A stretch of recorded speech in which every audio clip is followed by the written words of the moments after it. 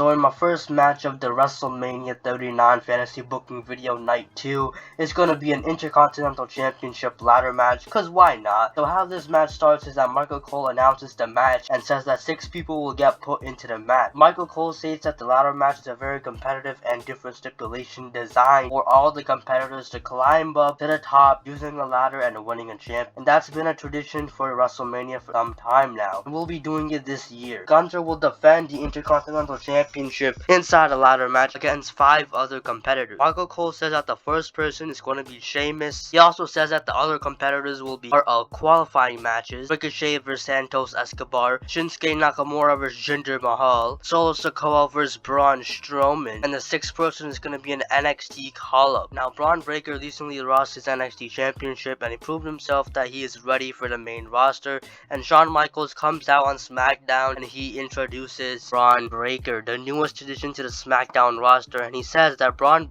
Breaker says that he's in the ladder match. So he now earns himself a Intercontinental Championship match at WrestleMania. As for the qualifying matches, Ricochet, Shinsuke Nakamura, and Solo Sikoa win their match. The 6 people in the match are now Ricochet, Gunther, Sheamus, Solo Sikoa, Braun Breaker, and Shinsuke Nakamura. At this point, it's a week or 2 after the Elimination Chamber. WrestleMania is a few weeks away. All the competitors are ready and a gauntlet match is taking place. Sheamus starts out the match and he eliminates Shinsuke Nakamura and Solo Sikoa. Then Ricochet comes in and he actually does the unthinkable and beats Sheamus. Sheamus is out of the gauntlet match and Ricochet is waiting for the next person to enter, which is Braun Breaker. He picks up Ricochet and he looks strong, but he has to go through Gunther as the final boss. Imperium distracts Braun Breaker to win the gauntlet match. Gunther wins the gauntlet match and he holds up the title. He cuts a promo after the match and he says that the Intercontinental Championship is like a world title. He uses words like prestigious and extravagant to make sure the title looks really good, and he says that I've tested through some of these people like Sheamus and Ricochet before, and I'll do it again, and I'll retain my Intercontinental Championship at WrestleMania and protect this sacred ring with my name. The build of this match isn't too crazy. It's a 6-man ladder match, and the next week Ricochet wants to fight anyone in his way, anyone in his match, and he comes out and there comes Braun Breaker. He accepts Ricochet's challenge and they wrestle. Ricochet puts over Braun Breaker as a man not to mess with. Braun Breaker wins that match.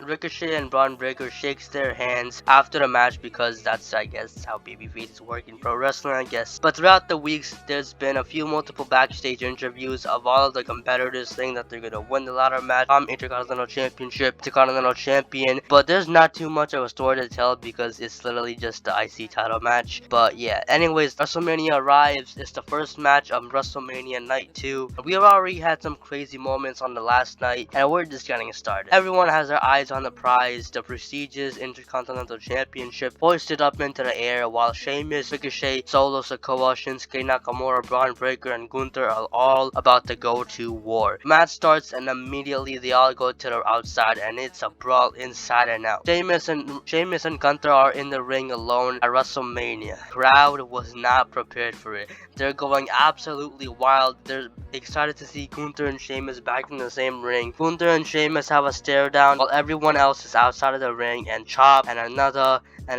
and these two are just chopping away like their life depends on it. And it does, because the IC title is on the line, and the match keeps going and going and going, and it showcases all of the 6 talented men, and they all get time to shine. But in the end, the man who goes on and climbs the ladder and wins the Intercontinental Championship is Sheamus. Sheamus becomes Grand Slam champion. The crowd is giving him a standing ovation. The legacy of Sheamus is going to live on longer. I really do think Sheamus should win the Intercontinental Championship. He really deserves it, and also that would make him Grand Slam champion. But this is all I have for this match, I guess. Wasn't really too long, but yeah. The next one is a little bit better. Brock Lesnar was Bobby Lashley inside the fight pit. So that Brock Lesnar has left LB after his match with Bobby Lashley at Crown Jewel, and ever since then, Bobby Lashley is still salty about that loss. And personally, we can't end a rivalry like Brock Lesnar versus Bobby Lashley,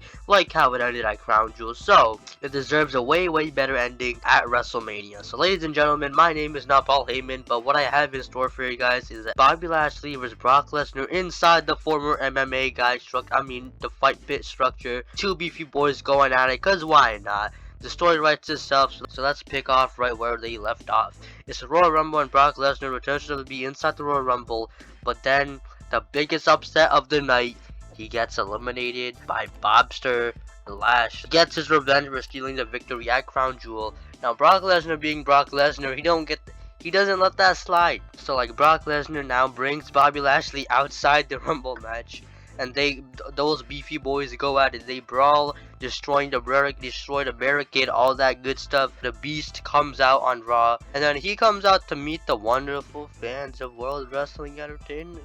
Brock Lesnar has a message though. Said that the Ultimate Farmer needs to take care of some almighty business. It looks like it's a certain somebody who is a little salty about Crown Jewel. And Bobby Lashley comes out to confront Brock Lesnar. I have no idea why I'm talking like this. He comes in and says that he wants a match straight up. Nothing, no bullshit, no nothing, no games, bro. Bobby doesn't want to play no games. Now Brock says that I've beaten you already. I've proved that I am better. And Bobby says I've beaten you. I've proved that I am better. And then they just argue for a little bit, and then they eventually throw hands because it's, you know, Brock Lesnar and Bobby Lashley. Another brawl happens, you know. I mean, cause why not? It is a Triple H era fucking WrestleMania. Got story. Whatever. Next 2 weeks, we don't see Brock or Bobby because their schedules are shit. But on a Raw before Elimination Chamber, we see a video of Brock Lesnar on his farm showing a dead cow and a whole lot of meat. He looks into the camera and says, "That's a whole lot of meat." And I wonder how an almighty burger tastes. And if you don't get, the joke, I mean, Brock Lesnar wants Bobby Lashley's meat, and he wants to take that meat right off of him, and he wants to eat that meat. Well, later that Raw, we see a backstage interview with Bobster Lashley. He says that Bobby is not a cow. That's a harmless animal that Brock Lesnar's over there killing. You go try killing a cow, anyone can do that. But you go try killing a 6'3", hungry, almighty Bobby Lashley, and immediately that is impossible. And the fact that you're just sitting around here and not showing up to Monday Night Raw is more proof that Brock Lesnar is ducking me, and he's been just ducking and ducking, and Bobby leaves the interview after saying that. And things heat up now, because now Brock Lesnar has announced that he's coming back to Monday Night Raw next week, and Bobby Lashley cannot wait. Right as Monday Night Raw starts the air, Bobby Lashley tries to find Brock Lesnar, and eventually they find each other, and they cannot get in the ring. Both men unload on each other, they absolutely tear each other apart, and it takes a whole lot of referees to break these people up. And it's clear that these two men cannot be in the same area within each other because both men hate each other. But in some fun fashion news, while Brock Lesnar and Bobby Lashley are being pulled by referees, they look at each other and say, Brock just keeps smiling and he yells, "Bobby who? Bobby who? Bobby who? Bobby who?" And Bobby can't do shit. It's like Brock Lesnar is saying Bobby who, and then Bobby Lashley, he can't do anything. He's just all tied up. And then that's how the segment ends. Now the next week, Bobby Lashley has an announcement. But before Bobby Lashley could say anything, Brock Lesnar comes out and doesn't attack him. Brock Lesnar says to Bobby Lashley, "What could you have possibly have to say in the ring? What could you have possibly have to say?" Then Brock is in the ring. Then Bobby Lashley slowly steps out the ring. Bobby Lashley says to Brock Lesnar that I'm glad you're actually here because I don't have one announcement. I have four. And then Cedric Alexander, Shelton Benjamin, MVP, and Omos all come out of nowhere and attack Brock Lesnar. Bobby Lashley comes back into the ring and he says, "We're back in business." Each member of the Hurt Business takes turns on absolutely dismantling Brock Lesnar. Now Brock Lesnar is getting beat up like never before. It's a 5-on-1 assault. This is truly great for Bobby Lashley because the Hurt Business is now consisting of extra members of Omos and MVP. Now that they're also with Cedric Alexander and Shelton Benjamin. Now for the next few weeks, the Hurt Business just tear through everything and everyone. They tear up Brock Lesnar and everything that's not Brock Lesnar. The numbers game have truly gotten worse because Brock Lesnar has no one to help him. But Brock Lesnar comes out 2 weeks before WrestleMania and he says that he wants Bobby Lashley inside the fight pit. So now it's Brock Lesnar with Bobby Lashley inside the fight pit. It's where they're gonna square off. Bobby Lashley accepts the challenge. All four members of the Hurt Business go on and attack Brock Lesnar this time. But it doesn't work this time. Brock Lesnar absolutely tears through every single person, every single thing in his path, and eventually he gets to face Bobby Lashley. And then they look at each other and they stare at each other and they look at their stole. And the entire Hurt Business is on the ground. But Omos comes in from behind and he gives Brock Lesnar a big powerbomb. And everyone gets back together in the Hurt Business stand hall with a fallen beast incarnate. Weeks building up to WrestleMania, these two have a sit-down interview. Now we all know how that went last time, but let's make sure that these both men are mature now. Bobby Lashley is asked in the interview why are the Hurt Business back, and he says that I brought the business back in the game because I was sick of watching wasted potential. We have future tag team champions, future WWE champions, future Hall of Famers in this group, and Brock Lesnar cuts Bobby off, and he says that the fuck does that gotta do with me? Then Brock Lesnar gets his question, and he's asked, why'd you choose to take on Bobby Lashley inside the fight pit at WrestleMania? And he says that in that match, no one can come in, no one can come out. Once you're inside, it's all war. None of your little friends are gonna interfere, and if they do, I'll tear every single last one of them down like I always do. And Brock Lesnar gets hyped, and he walks where Bobby is recording and starts brawling, because why not? This was the last segment for the build of this WrestleMania match, but it's time for WrestleMania. With that amazing ladder match happening, the fight pit match needs to follow it up. It starts with Brock Lesnar coming out normally, no tractors this time, I'm sorry. Bobby Lashley coming out with his entire Hurt Business in support of Big Bob. And the match starts, and it's what you expect. It's big bitty man slapping big bitty man meat. And they use their finishers, signatures, and their big powerful moves. The match goes on for like 15 minutes, and with so many F5 spears, hurt locks in the fight pit structure, Brock Lesnar goes up and does a shooting star press on a down Bobby Lashley. But this time, it actually lands perfectly. Goes for the pin, he doesn't get the pin. Bobby Lashley gets his comeback during the match, and he gives Brock Lesnar 3 spears. And 1, 2, 3. Bobby Lashley has won the feud 3 matches, and Bobby won 2 of them. He celebrates his win with the Hurt Business, and I do think Bobby Lashley should have won the feud in real life. There's so much potential about this match. And Madden was just one of them. But this was Brock Lesnar vs Bobby Lashley inside the fight pit. Now the next video is gonna be the New Day versus the Street Profits versus the Viking Raiders in a TLC match. I know I already have a ladder match on my card, but I don't care. Okay, so I know that I already have a ladder match on this card, but listen, this is a TLC match, or a tables, ladders, and chairs match. Actually, it's it's the same thing. I don't know where I was going with that joke. But anyways, the TLC match, you're supposed to climb up the ladder and retrieve the prize, but I'm switching it up. I feel like if you're gonna name a match type TLC, it should heavily rely on tables, ladders, and chairs instead of just ladders. So I'm changing up the rules to the TLC match, kind of like a 2 out of 3 falls match, but kind of different. So when the match starts, the first thing the teams have to do is try to hit their opponent with a chair. When they do that, they move on and try to put their opponent through a table, and then once they put their opponent through a table, and then they can get the ladder to climb up to get the prize. So yeah, it's the New Day versus Street Profits versus the Viking Raiders, and you might feel like this is kind of a random match. Like, why is this match existing? Why is this match? Maybe because all 3 teams are really good, they're really good performers. Yes, and because this tag team match is going to be a #1 contenders match for the tag team champ, so it makes the match a little bit better. But now that that's all out of the way, we can start. How this rivalry actually begins is that the Viking Raiders go insane. Ever since they made their return back to wrestling, they don't care about the rules, and they want to send a message to every single tag team. Doesn't matter if it's Raw, SmackDown, NXT, they go everywhere and they go attack all the teams because they cannot get a tag team championship match, so they're mad. But 2 of the teams standing up for themselves, and they get annoyed of the Viking Raiders. Both of the teams are the New Day and the Street Profits. They actually go, so the next week on SmackDown, both teams go and attack the Viking Raiders next week on SmackDown. All 4 of the New Day and the Street Profits then go to the Viking Raiders and get them back. So they're all just having a 6-man brawl. Everyone's fighting for themselves. It's clear that the Viking Raiders don't like anyone and they want to fight. But I forgot to tell you that the timeline of the storyline starts after the Elimination Chamber. Now at this point, the Viking Raiders have attacked the Street Profits and the New Days, and the other way around, and the other way around. Everyone wants to be in a tag team, and everyone wants to be tag team champion. The Usos are too busy, so what the Street Profits do is they go into Adam Pearce's office, and they go in and ask for a tag team championship match.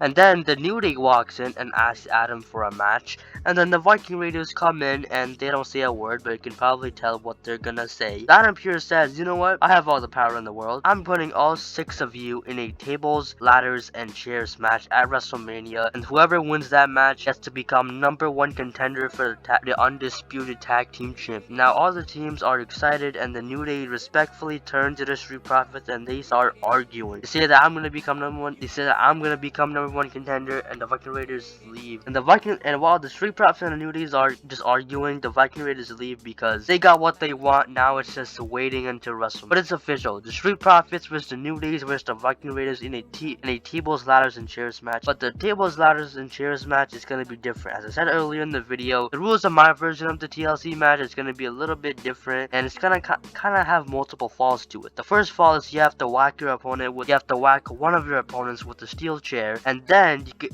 you have to put them through a table, and then you can go and climb the ladder. So you have to do multiple things going on. It's kind of hard to understand, but I'm just trying to make it different because I already had a 6-man ladder match on this card, so I'm trying to make it as different as possible. Anyways, so next week on SmackDown, it's announced that we're gonna see the New Day versus the Viking Raiders, with the Street Profits at ringside, interfere during the match and cause a lot of distraction. But in the end, the New Day pick up the win. The New Day celebrate their win while the Viking Raiders go out the ring to assault the Street Profits. The Viking Raiders and Street Profits have a brawl, and at the end of the night, it's announced that next week we're gonna see the Viking Raiders or Street Profits in a Viking rules match. We've only seen this match once, and it involved the New Day. And let's see how the Viking Raiders versus the Street Profits go on next week. Now, in case you don't know, a Viking rules match is basically a no holds barred match. Anything goes, and the match starts, and the Viking Raiders get most of the offense because it's their match. Now, tables, ladders, and chairs get involved in the match, and the Viking Raiders put Montez Ford through a table, and the Viking Raiders win the match. After the match, we get a digital interview from the Street Profits, and they say that tonight doesn't matter because the Viking Raiders might have won the night, but they are not winning at WrestleMania, where it matters the most. The Street Profits say that they've been here, we've been the champs, Raw, SmackDown, NXT, you name it, and it would be an honor to dethrone those. And the Street Profits talk about the New Day. They say that we don't really have too much of a problem with the New Day, but they should not get in the way of us at WrestleMania. And they say, we hope you bring the smoke unless we want this.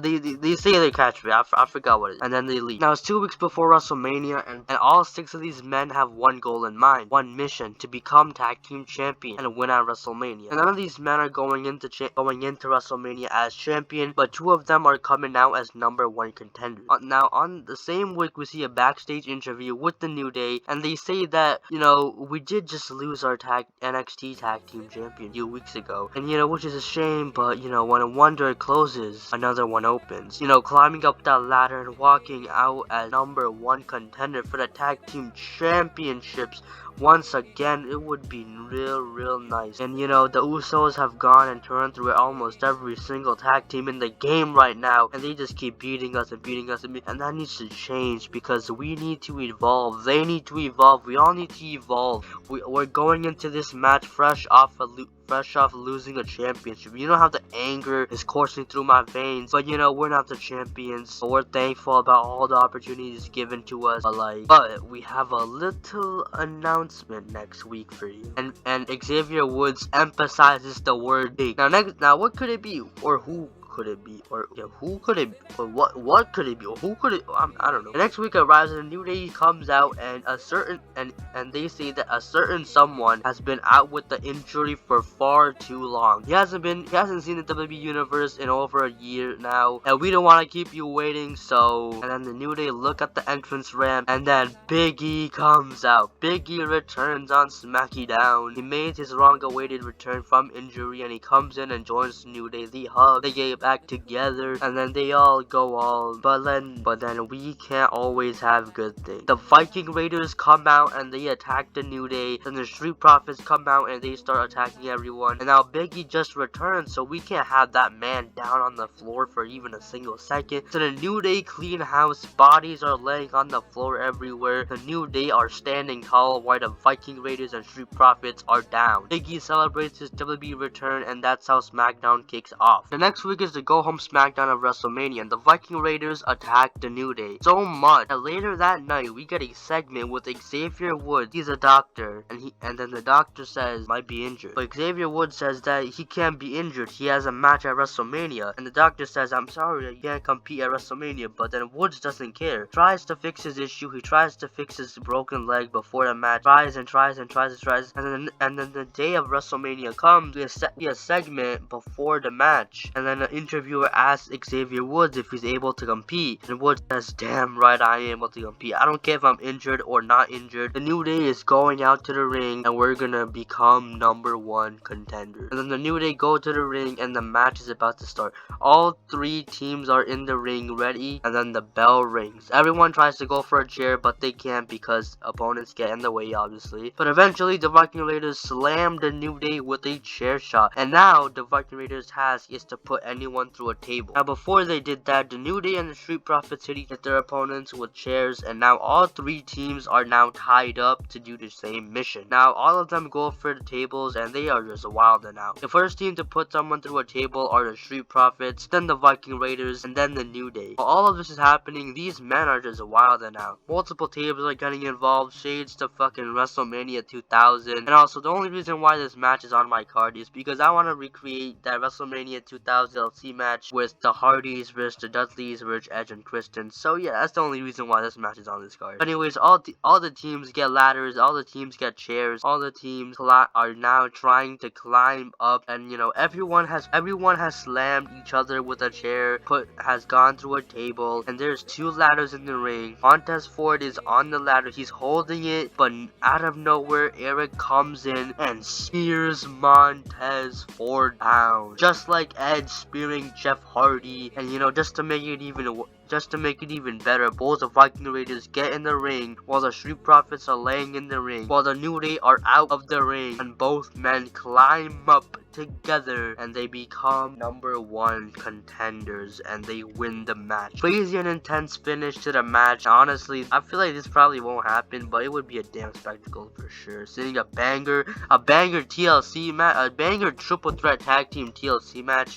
Yeah, the Viking Raiders win the match. The Viking Raiders win the match. They become #1 contenders, and you know, all 3 of these teams are just so goddamn talented. They can put on bangers if they feel like it. They cannot put on bangers if they don't feel like it. But all 6 men would sure as hell have a good ladder match. And that's all I have to say for this video. The next one is Auska versus Iyo Sky. Auska and Iyo Sky have long and deep history, but when it comes to WWE, it's not really that too deep. Now, I did want to have 2 women's matches on each card, so I guess I'll have to go with Auska versus Iyo Sky on night 2. Now, this match isn't going to be the best builds because none of them can really do talking promos, but I'm gonna assemble all 3 of my brain cells, tell you guys an Oscar-worthy story. So yeah, let's start at the Royal Rumble. At this point, we haven't seen Auska since Survivor Series, and she's been out ever since. While she's been gone, on a Raw after Royal Rumble, Iyo Sky is having a match and it's relay, and Auska interferes in the match and she makes her return and immediately attacks Iyo Sky and turns heel. She comes back as a mysterious heel, and she was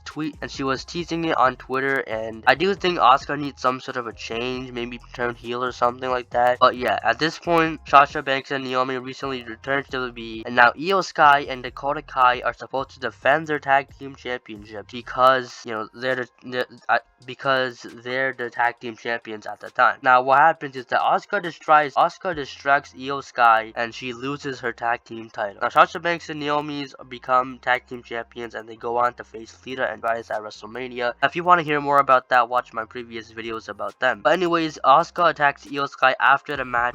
She brutally throws Dakota Kai out of the ring, and she says that this is personal. She and Iyo look at each other, and the crowd goes wild, at least the Japanese part. And Auska and Iyo Sky just unload on each other. We are very close to getting this match. We're really close to seeing these 2 people feud and fight one-on-one, and that's exactly what we're gonna get in 2 weeks. It's announced that Auska will go one-on-one with Iyo Sky in 2 weeks, the day comes. Now while Iyo Sky is making her entrance, Auska comes in from behind and attacks Iyo Sky and injures her. She sends down Iyo Sky and Auska has just completely gone insane. Iyo Sky gets carried out into a local medical facility and Auska smiles and watches. Iyo Sky says that she will be out for 2 weeks and the match is cancelled. We see a re-recorded video by Iyo Sky saying that she's gonna come back to beat Auska and Auska isn't gonna get away with shit. I know who you are, I know everything that you've done in and out of the States, and I know you want to create history, so I'll tell you what. Me versus you at WrestleMania. Iyo Sky challenges Auska to a match at the grandest stage of them all, and Auska accepts the challenge. After coming back from injury, Damage Control comes in to attack Auska for revenge, but Bailey isn't with Iyo, and the only person helping her is Dakota Kai. And now Dakota Kai says that she wants a match with Auska, and she says that she wants to settle this in the ring. Now Auska versus Dakota Kai is supposed to happen, and it is a slugfest. Right away, Auska uses her mist for Dakota, and she falls down but she gets back up. She and Auska go at it for a little bit, but eventually Auska gets the win. She goes for a post-match beatdown, but Iyo Sky comes in for the save. Iyo Sky runs into Auska and they go at it, beating each other down more and more. Eventually they stop, and the next week we see a backstage interview from Auska, and she's asked, why did you attack Iyo Sky earlier this year? And she literally says that, why not? Why not go for Iyo? Like, why not? And the people say, and she says that people want to see Iyo and me in the same ring together one-on-one, and I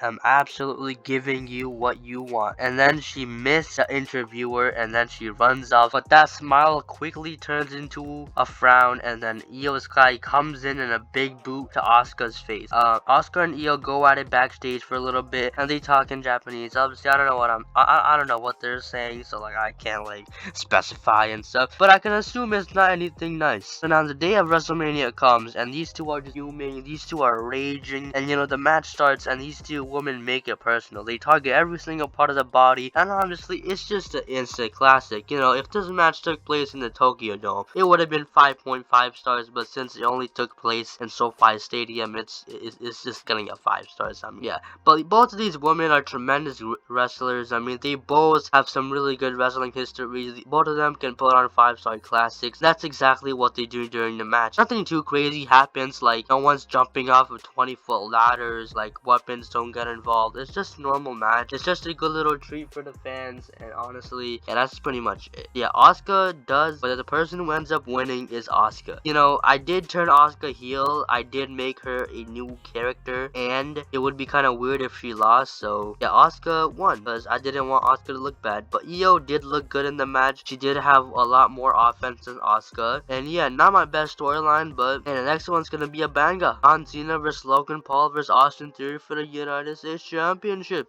Logan Paul has been wanting a WrestleMania match with John Cena for a bit now, and there's many rumors going around that John Cena versus Austin Theory was supposed to happen at SummerSlam, but it never did, and it would be an absolute clinic if these three had a WrestleMania match for the United States Championship. And yes, Austin Theory will go into WrestleMania as US champion. So let's book this. It all starts at the Elimination Chamber. Austin Theory has defended his championship last night, and he tells the people, guess who's still the champ? I ain't no kid no more. I'm a grown man doing champ stuff, because the champ is here. And immediately John Cena comes out and the crowd goes wild. They weren't expecting John Cena to come out of nowhere, and he gets in the ring and he celebrates his return, picks up the microphone, and he looks at the United States Championship and he says, you know, I was arguably one of the best United States champions of all time. And then Austin Theory cuts him off and he says, well, that was the past. Everything that you did, everything that you were famous for is in the past now. I need to make room for Austin Theory, because yes, I am aware that the champ is here and it is not you. And Theory gets into Cena's face and says, I'm gonna retire you, and he walks off. Now John Cena's standing there, he's just standing there. I mean, okay, why you leaving? I just came back. Anyways, Logan Paul music plays and he comes out and straight up attacks Austin Theory on the entrance ramp. He picks up the United States Championship and he holds it up, and he's pointing at Austin Theory, and then he points at John Cena, and then he points at the WrestleMania sign while holding up the United States Championship. And then that's how the segment ends. Now we get an interview from Austin Theory and he's pissed. He just says that I defended my championship and now John Cena comes here and he wants to interrupt my success.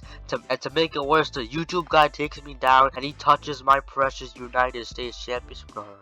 This isn't right. Not a single person should get away with anything. And as soon as I see either one of them, I'm throwing hands. Now the next week on Raw, we get a pre-recorded video from John Cena, and he goes in and he's saying that I haven't had a WrestleMania match in 3 whole years, and it's been a shame because I missed every single person. I missed the atmosphere of WrestleMania, and he wants to change that. I want to change that. He says that Austin Theory, I'm challenging you for a United States Championship match at WrestleMania. Then Austin Theory, when Austin Theory reacts to it, he likes that. He likes the idea of John Cena versus Austin Theory. He likes the fact that he finally gets to get the chance to beat up John Cena's PG ass. And next week Austin Theory comes out and he says that now that I've got John Cena's number, I need to get someone else's number. And there's been a certain someone that I need to take care of by the name of Logan Paul. See, Logan Paul isn't gonna get away with anything. So hear me out. I know you're watching at home. Now I don't care whichever one of you is, if it's Jake or Logan or even Greg. I'll make sure to beat every single one of you. And then Logan Paul appears on the big screen. He says,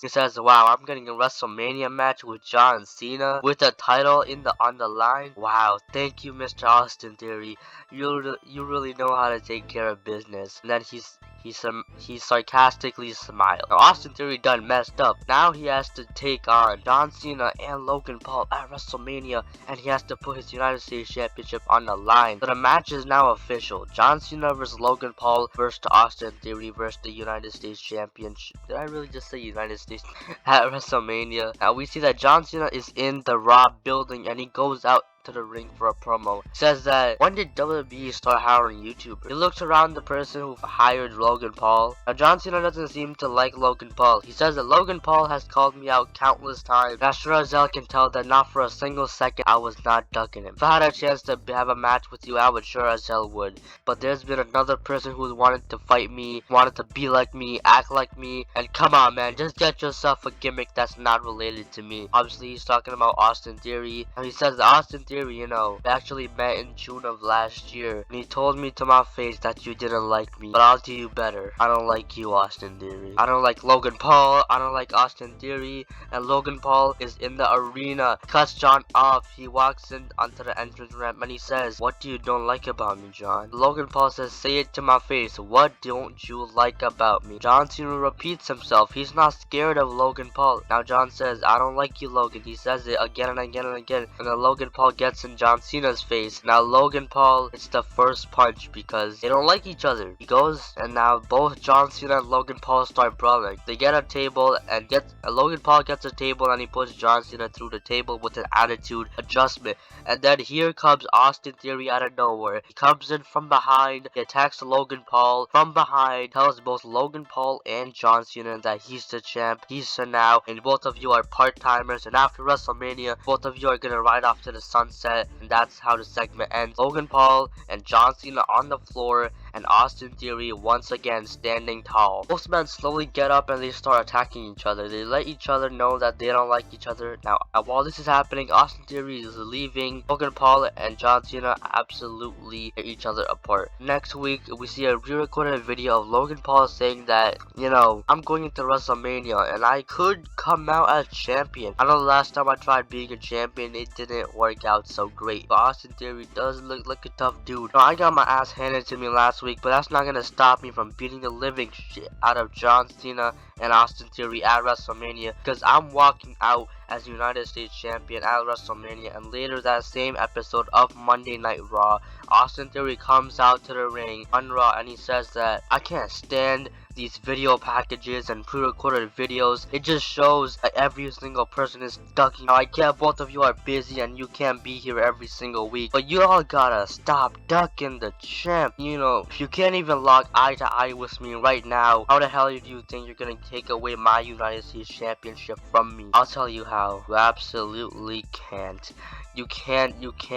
I'm just stating the obvious. I'll tell you. Next week on Raw, I better see both of you in this ring. I don't want to see any Zoom call or pre-recorded video or anything like that. I want all both of you to show me your smug little faces like a man. And oh, John Cena once again with the video package. He says to Austin Theory, I'm at a Hollywood set right now, filming something that you could never do because you don't have talent. We're handpicked by Vince McMahon. You became the youngest US champion, became the youngest Money in the Bank champion, and you had Vince McMahon as your daddy. And the crowd chants, "Who's your daddy? Who's your daddy?" Now Theory is pissed, he's looking around, he's annoyed. He brings up the fact that both John Cena and Logan Paul must be in the ring next week, and he says that if they're not in the ring next week, I'm no-showing WrestleMania, and there's not gonna be a United States Championship match at WrestleMania. And now John Cena doesn't say anything, keeps everything mysterious. We don't know if John Cena or Logan Paul are gonna show up to Monday Night Raw next week. But next week comes, and once again, Theory is in the ring, comes out and just says, wow. Just wow. I invited two of the most famous clowns to Raw,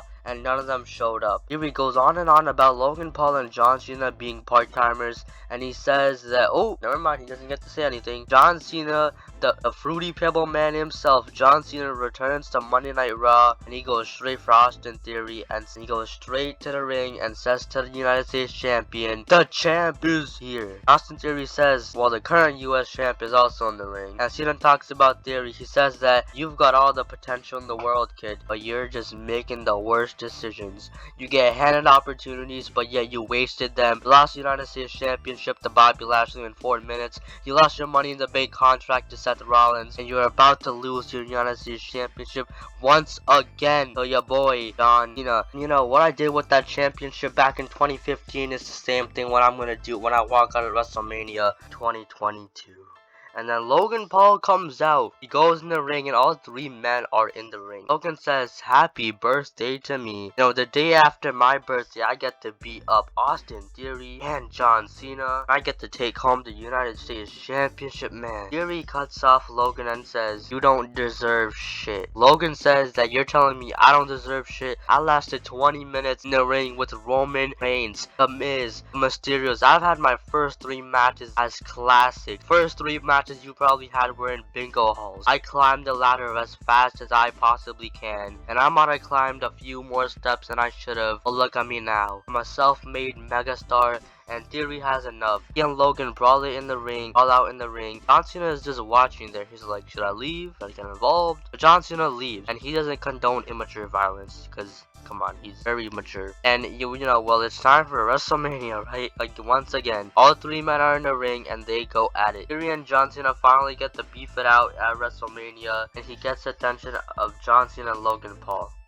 All 3 men are in the ring and they go at it. Theory and John Cena finally get to beef it out. Logan Paul gets involved and he starts fighting with Cena. He gets his attention, and John Cena gives Logan Paul an attitude adjustment right in the beginning. Logan Paul is now out of the match, and now only John Cena and Austin Theory are standing in the ring with each other. These two are staring it down, and they taunt each other. Obviously, we're supposed to see this match at SummerSlam, but we get to seeing it now. Eventually, Logan Paul gets back in the ring and into the match again, and he takes out Austin Theory, and he does his announce table frog splash on Austin Theory and crushes his ass. He takes Theory back to the ring, and he goes for the pin. 1, 2, no. Austin Theory kicks out of the frog splash, and while Logan Paul is hurt from his stunt, Austin Theory is severely damaged. He takes John Cena and takes both Logan Paul and Austin Theory for a double attitude adjustment, and then he goes for the pin with both men, but they both kick out. At this point, all 3 men are struggling to stand up. They know that they need to get back up. Austin Theory takes John Cena up for attitude adjustment, and John Cena is down. Logan Paul and Austin Theory. Logan is out. Logan is out now, and Austin Theory pins John Cena. Theory retains his title and beats John Cena and Logan Paul at WrestleMania.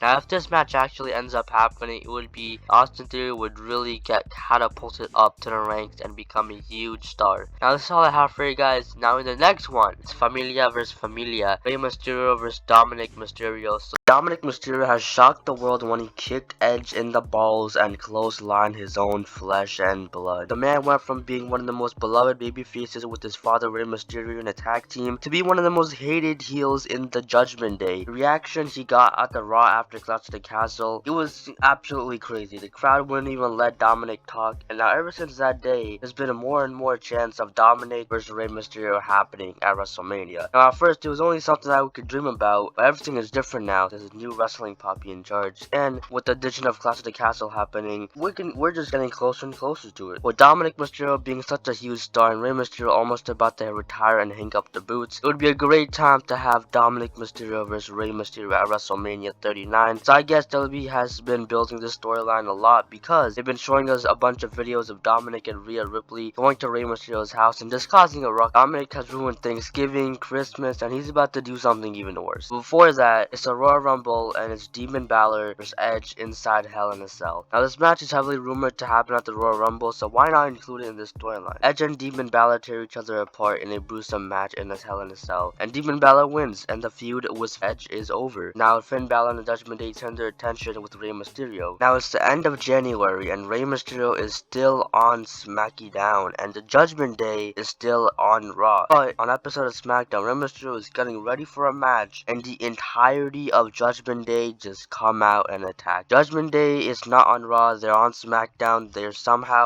somehow escaped inside. I don't know, bro. And then Rhea holds Rey up and he says, "You thought you can escape? You thought running away can solve your problems? Do you understand who we are? We are present day legend killers." Damian and Finn already took care of Edge and AJ, and now Rhea Ripley turns to Dominic. She says, "Dominic, end this son of a bitch." And now Rhea Ripley hands Dominic a random weapon, and it looks like Dominic is a little skeptical of hitting his father. But it doesn't matter because Dominic ends up beating the living shit out of Rey Mysterio, and the Judgment Day leaves SmackDown. And now Rey Mysterio's match on SmackDown gets cancelled and he gets moved to next week. Now the next week on SmackDown, Rey Mysterio is once again getting ready for his match and he gets attacked by the Judgment Day once again. This time they don't say a word, they do the deed and then they leave. And now Rey Mysterio still has to have that match, but now it gets pushed back to the week after. Actually, later that SmackDown, Rey Mysterio goes to Triple H's office and asks for some help and some advice. He says that I can't keep getting attacked every single week and you have to do something about it. And Triple H says that, "Look, I know you're going through some hard times, you're very emotional right now, but the best thing I can do is hire some extra security guards so no one can interrupt you and attack you, I guess." That's exactly what Triple H does. He gets a bunch of security guards for Rey Mysterio, and Rey Mysterio doesn't know who are the guards because they're wearing face masks and they're covered with masks, so he doesn't know who's under the mask. Now Rey Mysterio is talking to the guards about his relationship with Dominic, getting close to the guards and stuff like that, and then just at the right time, the guards unmask themselves and it turns out that they're the Judgment Day. They somehow came back and Rey Mysterio tries to run away, but their Judgment Day come right after him. He goes into Triple H's office and the Judgment Day stop at Triple H's door. They don't go into his office and they stop and leave. It feels like every week Rey Mysterio is being targeted, and that's the truth. Now, the next Raw, actually, Judgment Day come out and they talk about Rey Mysterio. They say that he's a piece of I shouldn't curse too much. Saying that Rey Mysterio is overrated and he's a bad father. Now, this sparks the eyes of Dominic. Dominic grabs the microphone and he says that, you know, ever since you picked Edge to be your tag team partner at Clash of the Castle, I knew there was something wrong with you. You picked the old, washed up, raggedy piece of Canadian man to be your partner, and kicking him in the balls and clotheslining you was the best decision I've ever made in my life. And I think this is where it all ends.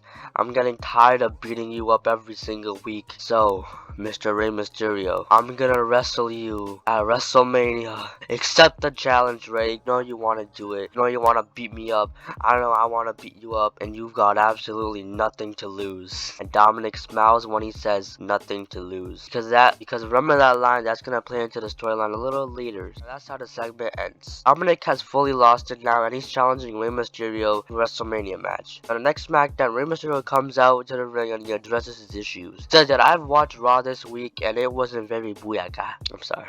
Seeing my own son wanting to hurt me isn't a very good sign. He always calls me a bad father, and I think I'm starting to realize it now. He says that maybe it's time to hang up the boots and let Dominic take over. And Rey Mysterio is kind of crying a little bit and really emotional on the mic, and I don't know, I'm kind of getting emotional too recording this, but hey. Anyways, Dominic is on the big screen, and he says that no one is hanging up the boots, no one is retiring just yet. Until I get my match with you, you're gonna stay an active wrestler, and I don't care if your last match is with me or with someone else, because at WrestleMania, it's gonna be me versus you. Now, Rey Mysterio doesn't accept the challenge. He doesn't want to hurt his baby boy. The next week on SmackDown, the Judgment Day is there once again, and they have a contract for Dominic Mysterio versus Rey Mysterio at WrestleMania WrestleMania. And Dominic's signature is on the contract, and all they need is to find Rey Mysterio, and they find him backstage, and they force him to sign the contract. Finn and Damian hold him up while Rhea Ripley takes Rey Mysterio's hand and makes him sign the contract. Match is now set. Can't believe I'm saying this, but Rey Mysterio vs Dominic Mysterio is official at this point. At this point, Rey Mysterio gets traded back to Raw. And at this point, Rey Mysterio finally gets traded back to Monday Night Raw, and that means every week there's gonna be 4 people who are always gonna be harassing him. Now, on the same episode of Monday Night Raw, it's announced that Rey Mysterio is facing Damian Priest, and the match undergoes nothing special or too crazy. It shows Rey Mysterio is kind of slowing down in the ring and getting old, but he still ends up winning the match. Quickly runs away before the Judgment Day could attack him. Later, it's announced that we're gonna see Finn Balor vs Rey Mysterio next week on Monday Night Raw. And the match starts, and Rey Mysterio is showing more signs of weakness and tiredness. He could barely do a 619, and he could barely get the win against Finn Balor, but he still ends up getting the win against Finn Balor. Now, Rey Mysterio has somehow, some way pulled off 2 miracles, and he got away with it. But he still has to face his son at WrestleMania. Now, on a backstage interview, Rey Mysterio is asked that, how do you feel going into your WrestleMania match against your own son? Now, Rey says that, I don't want to do this. I was forced to do this against my will. They held me up and made me sign the contract. But, this might be for the better. This might be a learning experience for Dom, and to learn to never mess with the master of the 619. And Rey Mysterio walks off. It looked like he wanted to fight Dominic for a second there. There was something wrong with him. But next week, not on Monday, not on Friday, not on Tuesday, definitely not on Wednesday, LB continues to do these pre-recorded videos where Dom and Rhea just break into Rey's house. They do it again. Both Dominic and Rhea Ripley go into Rey's house and they completely trash the entire place. I'm talking Triple H, Randy Orton in 2023. They break everything they see, and they see that Rey Mysterio is pulling up into the driveway, and Rhea's like, we gotta get out of here. We destroyed everything. We gotta go now. Now, Dominic says it has some other plans in mind. He sees that Rey Mysterio walks into his house, and he sees that everything is destroyed, and now Dominic comes in with a clothesline, and once again clotheslines his father. Dominic beats him up and grabs him and shakes him, and that does the whole shebang. Tells him that you're not my real father. I just know it. Dom and Rhea leave. It's a very serious storyline. Everything in this storyline has been 100% personal. Dominic wants to hurt his father. He doesn't want to hurt his son. Everything is kind of weird. But there's 3 weeks before WrestleMania. On Monday Night Raw, Judgment Day try to find Rey Mysterio, but they cannot find the Mysterio. They try finding him everywhere in the arena, but it looks like he's not there. But later that same episode of Raw, we get a video package or a pre-recorded video from Rey Mysterio saying that I took the next 3 weeks off because I'm sick and tired of all 4 of you people treating me like trash, and I'm not gonna walk into a big pile of disrespect every single week and get beat up for it. You've already destroyed my family, destroyed my Thanksgiving, my Christmas, and you even destroyed my house. I know all 4 of you are standing in the ring watching me right now. Whatever you're plotting at WrestleMania, I know deep down you're gonna make the right decision at WrestleMania, Dominic. So basically, Rey Mysterio is tired of getting beat up, and now the next time we're gonna see him is at WrestleMania. Next week, we got another live video from Rey Mysterio, and the Judgment Day are in the ring, and Dominic is talking trash about his father once again. Rey comes on the big stream, and he says to Dominic, you don't have to do this. We can both forfeit the fight. Everything can go back to normal. Now, Dominic doesn't want that. He doesn't want to quit his match at WrestleMania. He tells his father that I'm going to retire you at WrestleMania. Because you might have not read the contract, but it stated that if you lose, you have to hang up the boots for good. Now, the entire Judgment Day laughs, and that's how the segment ends. Now, things have gotten more and more serious now. We just learned that if Rey Mysterio loses, he has to retire at 48 years old. The crowd just boos and boos and boos to Judgment Day even more and more. All they've done is tarnish the legacy of Rey Mysterio. But there's one more week left before WrestleMania. Next week on Raw, Rey Mysterio is once again on the big screen, and he tells the Judgment Day something. He wants to tell the Judgment Day something, but it looks like the Judgment Day already on Raw. Now, Rey Mysterio isn't in the arena, so he doesn't know where they are. Now, while Rey Mysterio is safe at home, he hears a noise. He hears a loud noise, almost the sound of a car. And guess who it is? Guess who crashes into Rey's house with the car or truck or whatever. again. It's the Judgment Day. And this time, Dominic is nowhere to be found. He's not with the Judgment Day. And the Judgment Day literally just rammed a car up Rey Mysterio's house, and now he is pissed. He's mad at Dominic. He goes outside and he slaps the first person he sees, and he accidentally slaps Rhea Ripley. Yes, Rey of the Mysterio slaps a woman. I thought that would happen. Rhea Ripley just screams, abuse, abuse, abuse. I'm getting assaulted. And then Rey Mysterio is mad. He wants to know where Dominic is. Judgment Day doesn't tell him. But since it's a 3-on-1 attack, they tie up Rey Mysterio and they take him with him. Make sure he doesn't no-show WrestleMania. His face is covered. It's all tied up. Can't see him. You can't see him. He can't see him. He gets carried out. Ladies and gentlemen, it is now time for WrestleMania. Dominic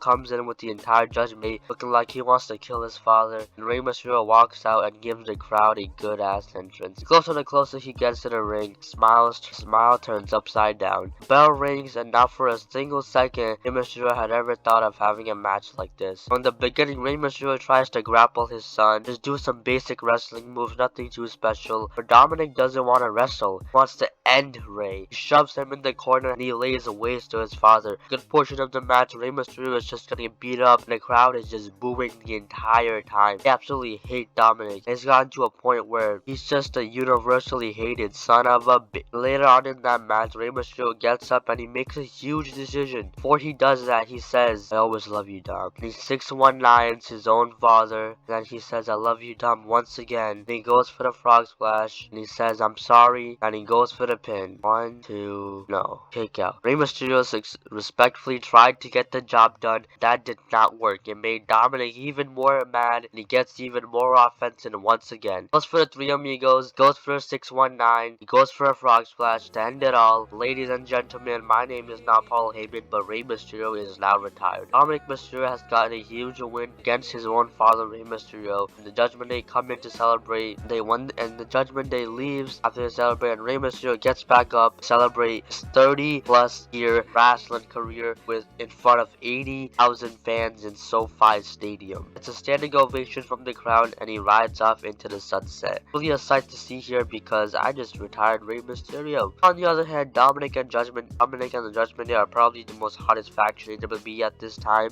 That's all I got for you in this video. We got 2 more videos left. Ronda Rousey vs Becky Lynch for the SmackDown Women's Championship. At WrestleMania 35, it was the first ever women's main event at WrestleMania, which included Ronda Rousey vs Becky Lynch vs Charlotte Flair in a triple threat match for the Raw and SmackDown Women's Championship in a winner-take-all match. Charlotte got added to the match where it's supposed to be Becky Lynch vs Ronda Rousey, but Charlotte got added. I wanted to see Becky Lynch vs Ronda Rousey in a one-on-one match, which it never happened. But that's where I come into play, and I'm gonna make it happen. I think the perfect time to have this match is at WrestleMania 39, so let's start booking this. Now, I don't think Becky needs to win the Royal Rumble or anything like that, because she's already a top star. She doesn't need to win the Royal Rumble, and she's already won the Rumble. And Ronda Rousey is still the SmackDown Women's Champion going into WrestleMania. Now, the starts is at the Royal Rumble. Ronda Rousey defended her SmackDown Women's Championship against Raquel Rodriguez, and she won. Now, also, Becky Lynch defeated Bayley on the same night at the Rumble, and now the SmackDown after the Royal Rumble, Ronda Rousey comes out and she calls out the Royal Rumble winner, is Rhea Ripley. Rhea Ripley won the 2023 Women's Royal Rumble, and now Ronda Rousey says that Rhea Ripley made the right decision to challenge Bianca Belair at WrestleMania instead of me. But I have a problem with that. I just beat Raquel at the Royal Rumble, and I need someone else to be my opponent at WrestleMania. Because come on, I need that WrestleMania payday, if you know what I mean. And Ronda Rousey now challenges anyone, and here comes the man. Here comes Becky Lynch, Becky Two Belts, whatever we want to call her, out on SmackDown, and the crowd explodes. You know what exactly is happening. Becky Lynch makes her way into the ring, and she and Becky stare at each other. Before Becky can say a word, Ronda cuts her off and laughs. She says, you're the one that wants to face me. You're the one that want to face the baddest woman on the planet. Oh Becky, you didn't bring Charlotte with you this time, didn't you? And Ronda Rousey looks for Charlotte sarcastically to see if she's gonna get added to triple threat.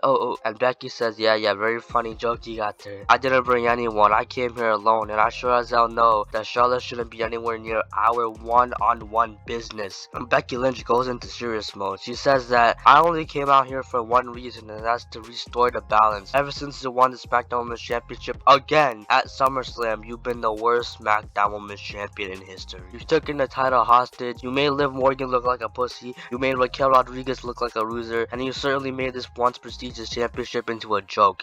You wave it around like a prop, and you have little respect towards the title. Now, I didn't come here to play games, but at WrestleMania it will finally be Becky Lynch versus Ronda Rousey for the SmackDown Women's Championship, and Becky leaves, but nothing is made official because we have the Elimination Chamber. Now, she said, but before Becky leaves, Ronda Rousey attacks Becky and locks her in the armbar. So because she's the baddest woman on the planet, she's not just gonna stand there and let Becky talk all that shit. So Ronda beats up Becky, and Ronda Rousey stands tall and she leaves. The match that we've been wanting for such a long time finally might happen. Now, Elimination Chamber is right around the corner, and Ronda Rousey doesn't defend her title at the Chamber. But what does happen is that there's a women's #1 contender Elimination Chamber match, which consists of 6 women, and the winner will face Ronda Rousey at WrestleMania. Now, it was kind of the same thing that happened last year, where Becky was the champ and Bianca was chasing the belt, and she won the Elimination Chamber to become Raw Women's Champion. And let's hope the same thing happened with Becky, because that it's gonna be Becky Lynch versus Liv Morgan versus Raquel Rodriguez versus Emma versus Zelina Vega versus Lacey Evans in the Elimination Chamber. 2 SmackDowns before the Chamber, Becky Lynch comes out on Raw and she makes a statement. She says that at the Elimination Chamber, there's only gonna be one man who's gonna walk out as #1 contender, and me and Ronda are finally gonna settle everything at WrestleMania. And on the Go Home SmackDown before Elimination Chamber, it's supposed to be a 6-person gauntlet match to determine who enters last at the Elimination Chamber. But before Becky Lynch could get in the gauntlet, Ronda Rousey and Shayna Baszler attacked Becky Lynch before the match. Now, this was supposed to determine who's gonna be the final entry in the chamber. Now that Becky couldn't be a part of the gauntlet match, she's gonna be the first one to enter. And the person who wins the gauntlet match was Zelina Vega, so now she's gonna be the final entry in the chamber match. Now, Ronda Rousey has definitely gotten more of an edge to her character with Shayna Baszler. Shayna Baszler is just doing Ronda Rousey's dirty work, but slowly they're kind of breaking up. But it's time for the Elimination Chamber, and Becky Lynch starts off the chamber. She remembers that this match is a marathon and not a sprint, so she takes her time with eliminating people, and eventually the final person is about to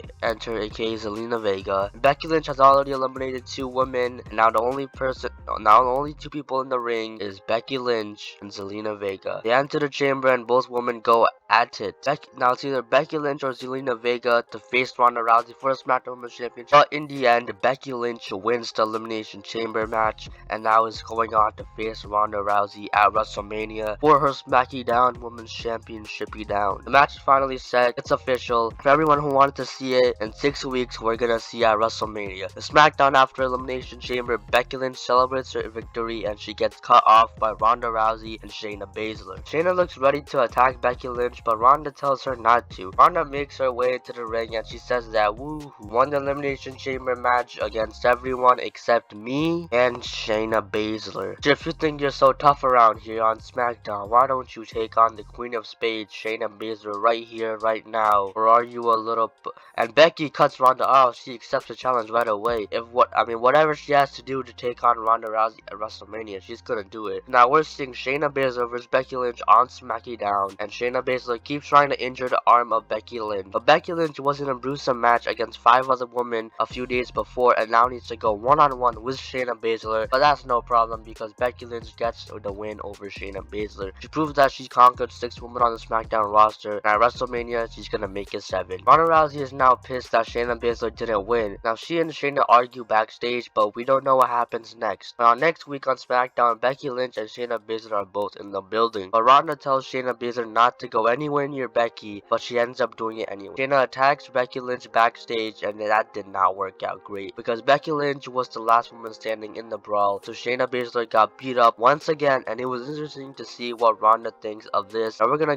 find that out next week on SmackDown. Ronda Rousey and Shayna Baszler are both in the ring, and Ronda says to Shayna, "Why'd you attack Becky without my permission?" Shayna says that because I thought it would be a good decision just to bruise up Becky before your match so you can have a better chance of winning at WrestleMania. And Ronda is disgusted, says that, "Do you really think a woman like me needs you to do my dirty work? I mean, it would have been alright if you actually injured Becky, but no, you just had to go in there and she just had to beat you up. Now look at you, what a disappointment you are." Now Ronda and Shayna are slowly breaking up, but they're still together as of right now. But while this promo is happening, Becky Lynch comes out to confront Ronda and interrupt Shayna and Ronda's little argument. He says that, "Wow, you're such an egomaniac that you can't even get on the same page with the person who does your dirty work for you. And Shayna Baszler cuts Becky Lynch off, and she says that this is none of your damn business. And Becky says that you shouldn't even be here. As far as I'm concerned, you're not the one I'm facing at WrestleMania, so you don't. Why don't you go skedaddle somewhere? And Shayna Baszler has lost it. She's not gonna let Becky's war of words slide. She ends up attacking her, and while Ronda Rousey is in the ring, she just leaves. Ronda Rousey and Becky Lynch are fighting, and Ronda Rousey just leaves Shayna to get beat up once again. Ronda Rousey does not help Shayna or anything, and she's just laying on the floor, not knowing what to do. The next week, both Becky and Ronda are in the ring, with Shayna Baszler nowhere to be seen. It's a promo battle now, just to throwing everything that they got to each other. Now Becky starts out by saying, "Wow, I still can't believe that the UFC guy has a better WWE contract and makes more money than I've put on way more 5-star matches than you could ever do. I care more about this company than you ever do. I beat you in the main event on WrestleMania, and I went on to become a way better champion than you could ever be. I showed up to work. I've missed so many opportunities to spend time with my little girl, but that's what it takes to be a full-time WWE superstar." And now Ronda takes a turn at the mic, and she starts off by saying, "I've beaten every member of the 4 Horsewomen except you. I've beaten Charlotte, I've beaten the Banks girl, I've beaten Bailey, and I'll add you to the list. And I'll give you an ass beating that you should have gotten at WrestleMania 35. But you know, the thing that you said, that I don't care about this company more than you. Oh, unlike you, my name is the moneymaker. I don't need to care about whatever. I don't need to care about the company. As long as I'm making money around here, that's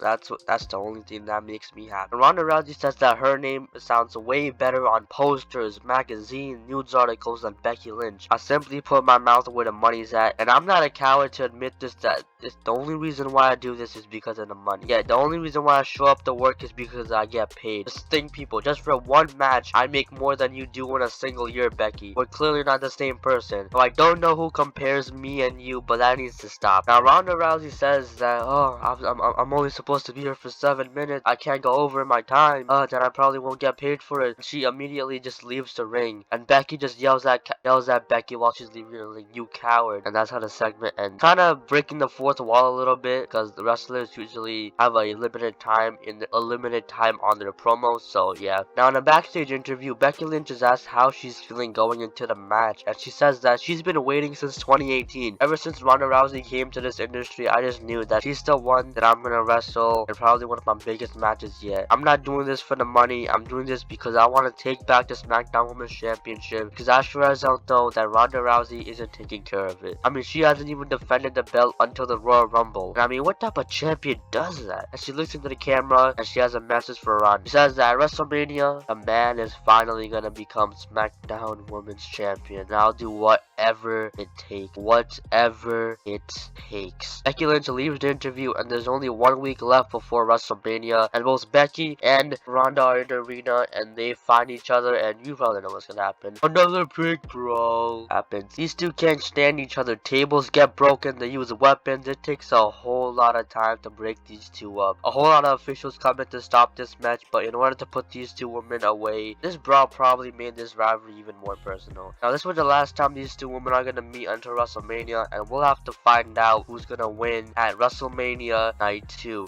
The co-main event, Becky Lynch vs Ronda Rousey for the SmackDown Women's Championship. It's all business, and now the match starts. Becky Lynch vs Ronda Rousey, a dream match. Now this is a dream match, so they just stare at each other for a little bit, and they go to work. These women bring out the fight to WrestleMania because this is the main event worthy match. Becky Lynch brings out the best in Ronda Rousey. Ronda Rousey brings out the best in Becky Lynch. They go back and forth for the entire match. They hit the signatures of finishers. No one's getting pinned or tapped out. A truly sight to see here. We're witnessing one of the last big women's money matches in the present day era. And well, the match ends, Becky Lynch uses her finisher, and she becomes SmackDown Women's Champion. She beats Ronda Rousey up, and she becomes the new champion at WrestleMania and holds that title loud and proud. She celebrates her massive win, and yeah, that's all. I didn't want to do too much for this storyline, but yeah, I also split up Ronda and Shayna Baszler, kind of. I don't know why, I just got bored. I wanted to add a little bit other stuff into it. So yeah, I have one more WrestleMania fantasy booking video, and it's the Roman Reigns vs The Rock for the Universal Championship. Since Payback 2020, Roman Reigns has been the Universal Champion, and since WrestleMania 38, he's been the undisputed WWE Universal Champion.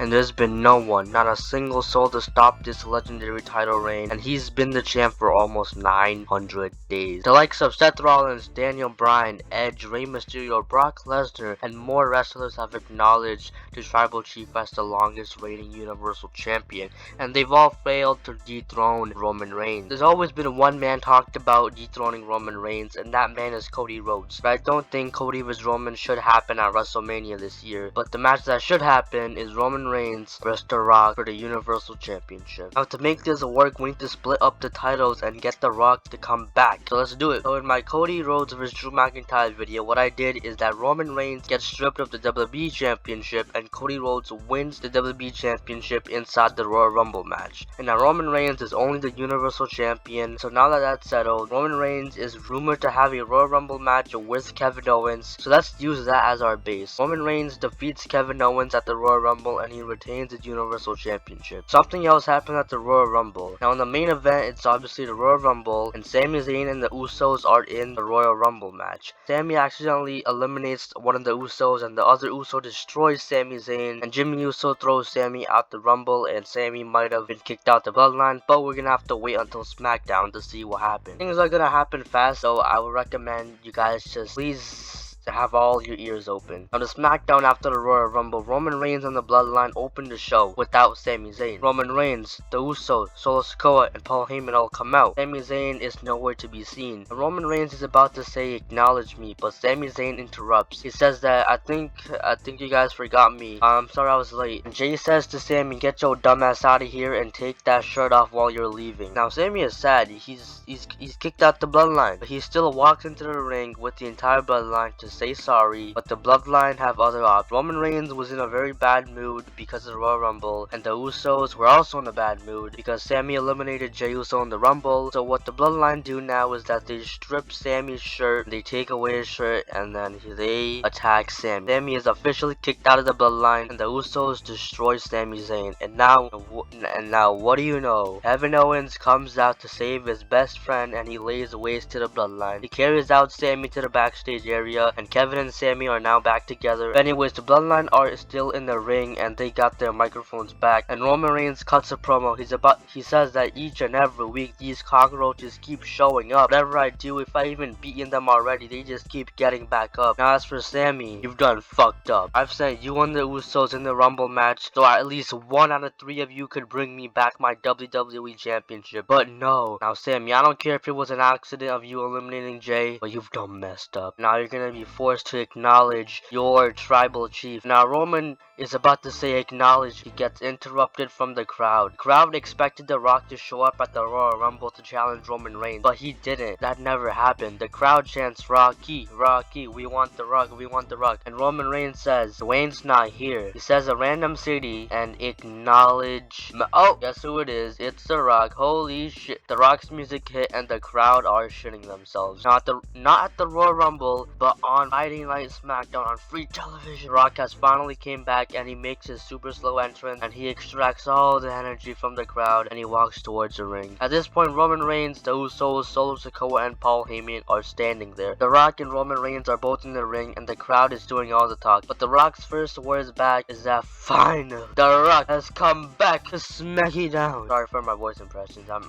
really bad at them. But anyways, Roman Reigns doesn't know why The Rock is here. He's kinda confused, so Roman cuts The Rock off and he says, alright Dwayne, very funny. You came here for your one-time appearances, alright, that's fine with me. Say your one-liners and then you can leave and then the head of the table can run the Samoan dynasty. And The Rock says that he's not here just for one appearance. The Rock says that he's here for WrestleMania. He came back for WrestleMania, the same place that he was turned from Dwayne Johnson to Rock, the very same place where he had classics with the likes of Stone Cold and John Cena. But all of this was the past. Roman says that all of this was in the past. But now The Rock says that, brother, I gotta tell you something. For the past year, year or two, every time I open Twitter, YouTube, or any social media app, all I see is Roman Reigns versus The Rock is rumored at WrestleMania 39. All these news articles saying that this match is gonna happen. I mean, I don't know if it's gonna happen, but you know, I think rumors should be true. Rumors always be true. Now The Rock says, why don't we make that rumor true? And The Rock points at Roman's Universal Championship, and then he points at the WrestleMania sign, and now we all know what The Rock wants. The Rock wants Roman Reigns at WrestleMania. He grabs the mic and he says that this is a joke. You think you can just come out of here, take the spotlight away from me in just one quick little second? Dwayne, I know why you're here. The only reason why you came back is to take back everything that I was building, everything that I did for the past years. I carried this company on my back for the past 2.5 years. I'm the 5th longest reigning WWE champion. I broke the barriers. I broke the undefeated records. I'm the most successful man in this family.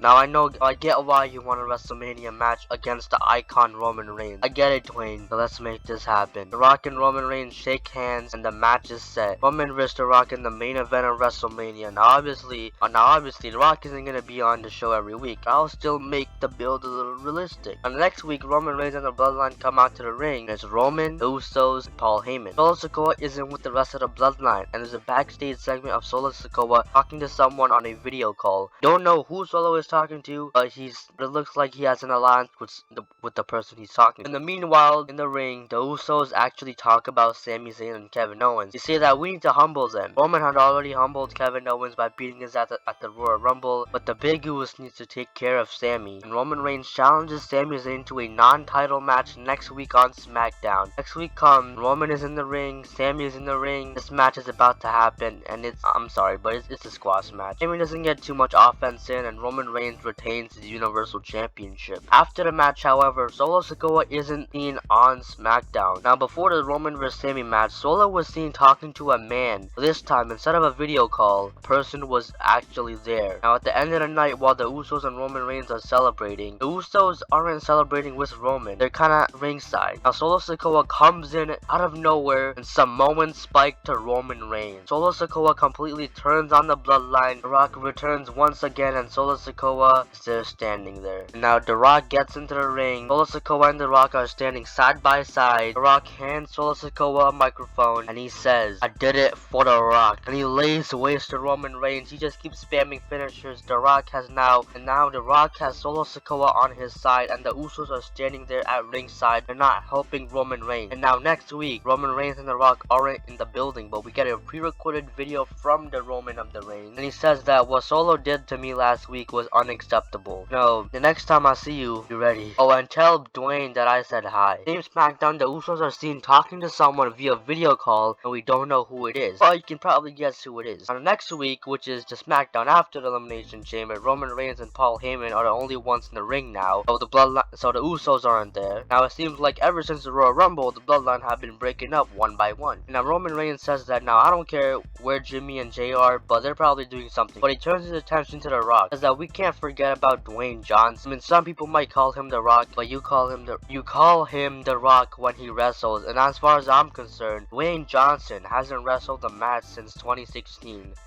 For the past 7 years, he's gone by the name of Dwayne Johnson. And I'ma keep calling him by his real name because he left this industry behind. He left The Rock behind. I mean, who couldn't blame him? Carried this company for a few years and then he went to Hollywood. Now, at this rate where my career is going for the past few years, I've been carrying this industry on my back. I might just end up like Dwayne. But, you know, that's for the future. But now, I have a man tearing up what I've been building. He's already taken away Solo. God knows where the Usos are. And of course, I have my wise man who would never leave me behind. Paul Heyman keeps saying, "I love you, my tribal chief. I love you, my tribal chief," a bunch of times. And Roman Reigns talks more. We hear Solo Sikoa's theme. Roman's mood changes. He says that the next time he will see Solo, he and Solo are gonna brawl it out, and that's exactly what they do. Now, this is when the Usos come in out of nowhere. The Usos look at Roman, and Roman on the ground. Solo Sikoa has completely beat up Roman Reigns. Now, what the Usos do is just leave Roman behind, and they go backstage with Solo Sikoa. Now, Solo Sikoa and both of the Usos now left the Bloodline. But why? Why did they leave? I mean, they might know something that we don't. And then the next week on SmackDown, Roman Reigns and Paul Heyman aren't there. But you want to know who is there? The Rock. And The Rock comes out with the Usos and Solo Sikoa. All four of them in the ring. And The Rock tells the people why the Usos and Solo Sikoas are with him. He says that, you see, Roman Reigns has been building the bloodline more and more for the past few years, and he added the Usos, Paul Heyman, Solo Sikoa, all for the wrong reasons. No, he wants help, which is good.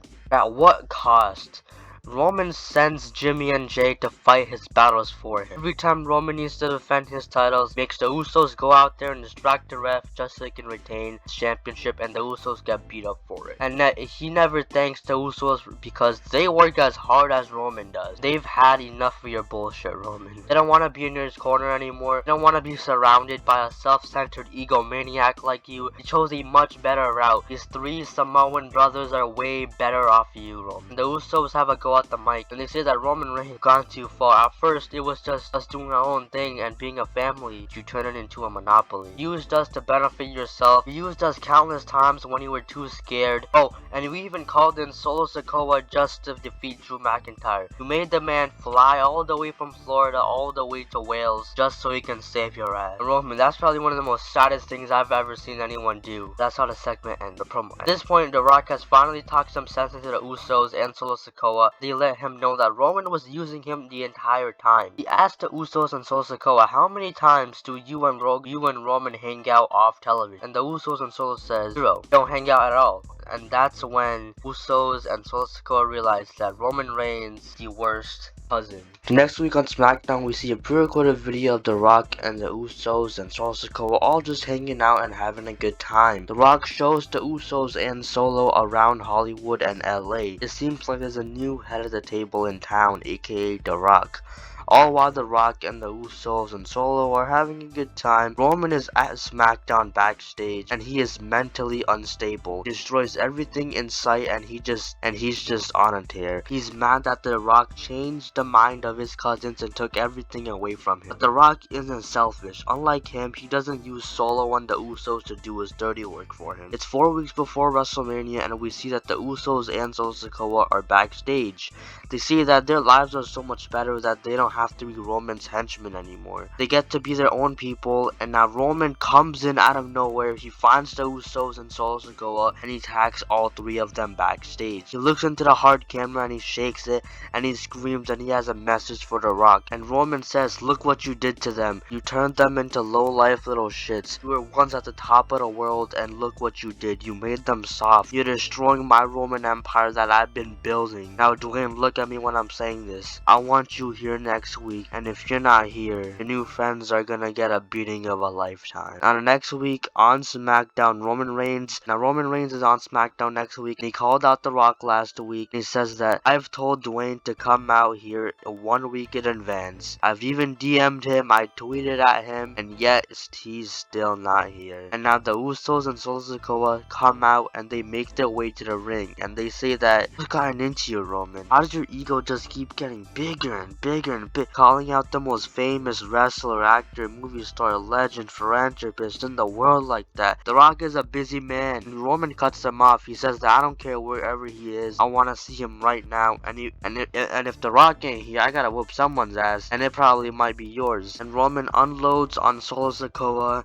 and the Usos, so it's a 1-on-3 attack. The Usos and Solo Sikoa are getting beat up, but The Rock comes in once again and saves his new boys, or his new brothers. He goes straight for Roman, and this is the first time that The Rock actually gets physical. He gives Roman Reigns a rock bottom, and he gets the Usos and Solo Sikoa back up on their feet. The Rock has one message for Roman Reigns, and he says that The Rock will humble you at WrestleMania. And that's how SmackDown goes off the air. Later, it's announced that the Go Home SmackDown before WrestleMania, we're gonna see a contract signing for the biggest money match of WrestleMania. But the week before that, Roman isn't on SmackDown, and we see a pre-recorded video from The Rock. He hypes up WrestleMania, and he says that this is the biggest match of his career. Trying to talk some sense into Roman. He thinks he's a god. He thinks he's on top of the world, thinking he can do whatever the hell he wants. But that is straight up lies. The Rock will be at WrestleMania. The Rock will beat Roman Reigns at WrestleMania, and The Rock will take his Universal Championship away from him. And The Rock says that at WrestleMania, I want you to bring out your best because I'm ready. And it's time for the contract signing. The Usos and Solo Sikoa are with The Rock, and Roman is with Paul Heyman.